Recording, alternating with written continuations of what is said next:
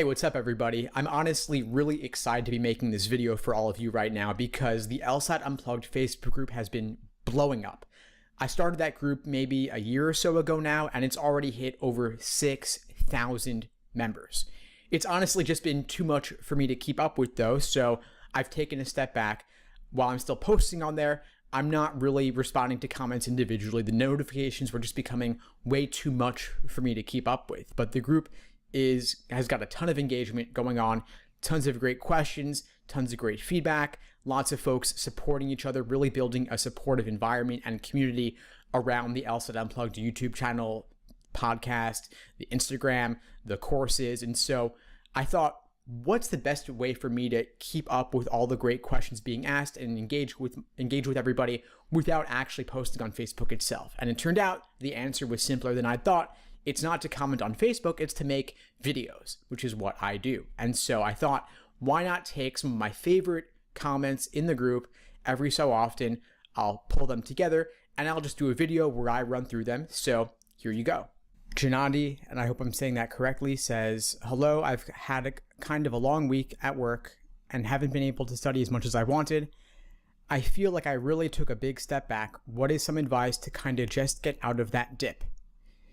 Yeah, momentum is powerful, inertia is powerful, and so if you're into a kind of rhythm and then work gets busy, you can't study as much, it's kind of hard to go from 0 to 1.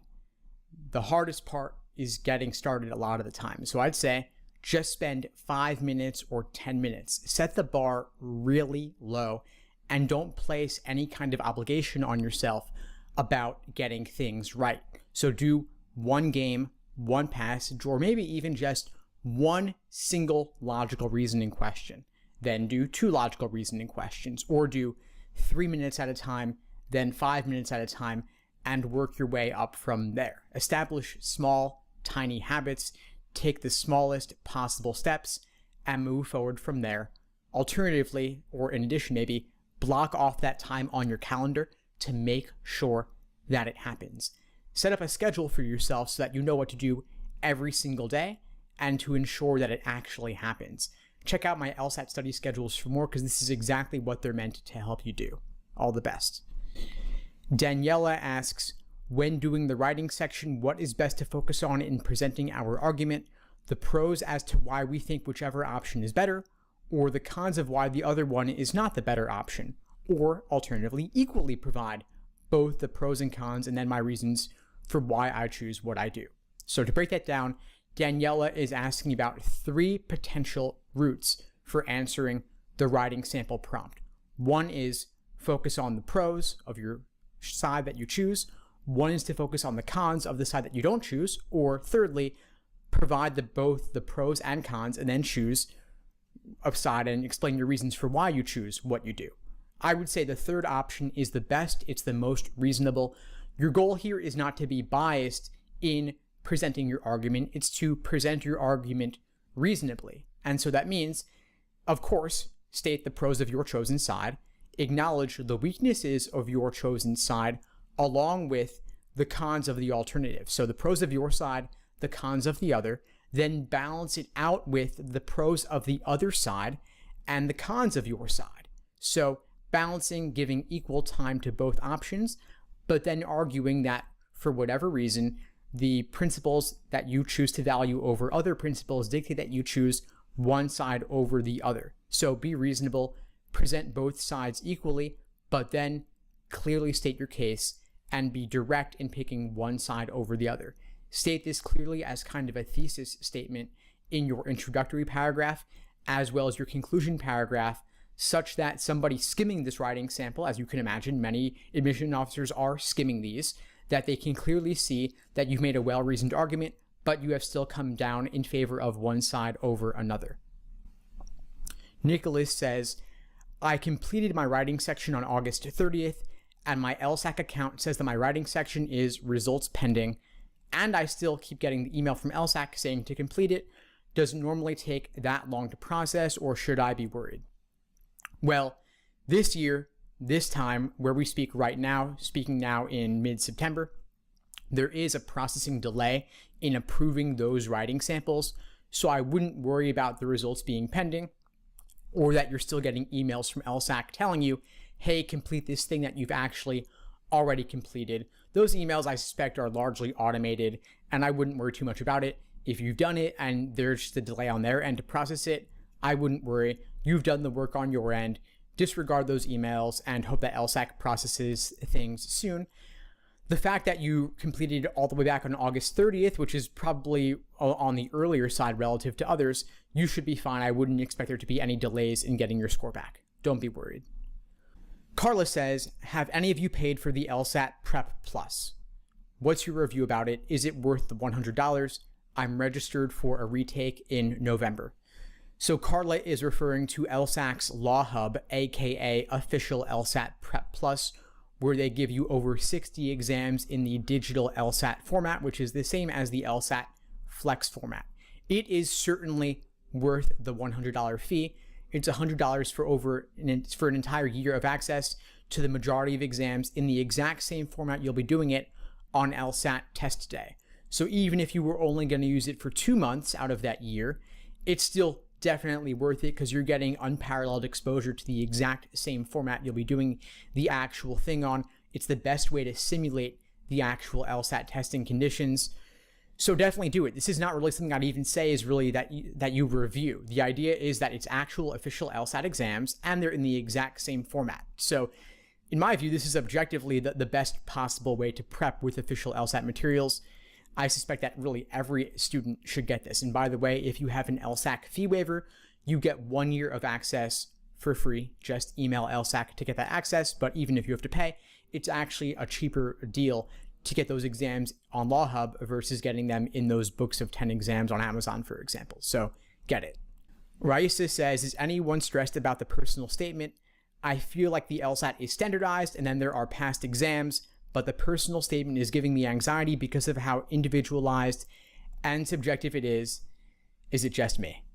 So it's not just you. I get why it would give you anxiety. It's oftentimes hard to get personal about things in general. Sometimes a standardized objective exam actually has, because it has that removal of the personal element, things are clearly objectively right or wrong. That can actually be a source of comfort sometimes. The personal statement is, of course, far more open-ended, and so it can be tricky to get personal or know what to do with it. Check out my law school personal statement workshops for more on this. And I also personally struggle with getting personal in general. And I found that even just for me, talking about the personal statement and giving examples of the kinds of things I might cover in a personal statement actually makes it easier to kind of get into the habit of doing that. But don't procrastinate on this. Don't delay. It can take several drafts and even several different potential topics before you finally find the right topic for yourself. So I get where you're coming from, but exposure therapy is the best medicine, as I often say. So write a draft, even if it's a bad one, just write it out fast, bad, and wrong. Even after you finish watching this video or listening to this podcast, take 5-10 minutes and just free write, stream of consciousness, whatever comes out. You can throw it away, but you have to do the bad writing first in order to get to the good writing. So never too early to get started on that. Natalia says, hi everyone, I'm a South Asian applicant and did my undergrad from a US university. I was wondering if I qualify as a URM, meaning underrepresented minority, and international, both since I'm applying to law school while I'm on a visa, so not a citizen yet. Thanks for help in advance. So 2 questions here. Does she qualify as a URM, underrepresented minority, and does she qualify as international? So in the US, and I believe Canada as well, underrepresented minority means Black, Hispanic, and or Indigenous, meaning Native American in the US context or First Peoples in the Canadian context. So South Asian does not fall within that category. South Asians would certainly be considered diverse, but they're not considered underrepresented minorities. So there would not be any sort of affirmative action boost in the typical context. Does she qualify as international? I'm curious about what she means by international. I'm wondering, does that mean, like, is she currently living abroad? Is she a citizen? As she says, she's not a citizen, so that question is answered. But is she living in the US? Was she raised in the US. It's not clear. Did she spend the majority of her life in the US? It's not really clear. So I'm curious to learn more, Natalia, about what your goals are. Are you looking for financial aid? Are you looking for a geographic diversity boost of some kinds? I would need to know more information about that. You could certainly write a diversity statement, but I don't know if you would be eligible for things like financial aid from the government, for government loans, for example. I suspect that in most cases you wouldn't be. But I would say do more research, and of course, feel free to follow up with clarification on your question. Lisa says, hi all, I registered for the October 3rd Flex, but haven't gotten any email from LSAC regarding how to choose my test time or download the software. Should I reach out to them?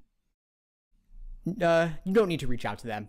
They have not yet reached out to students regarding scheduling times or downloading the software. Of course, you probably already know at this point that the software is ProctorU, but don't take any actions on registering on there yet. LSAC will reach out to you, and I wish they would give students more clarity as to when they will reach out, but it's not a month in advance. It's not even necessarily 3 weeks in advance, but rest assured you will hear from them regarding scheduling a particular time. And of course, in the LSAT Unplugged Facebook group, many students will be posting similar questions as well as updating when they do get the emails regarding scheduling a time. So you will be kept in the loop on that.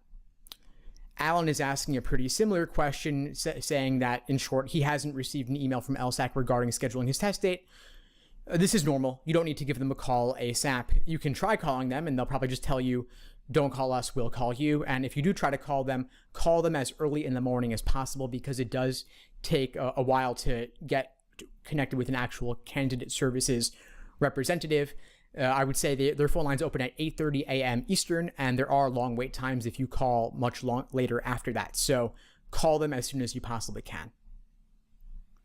Gabriella says, has anyone received their score for August yet? I paid for the preview, but I have yet to receive my score.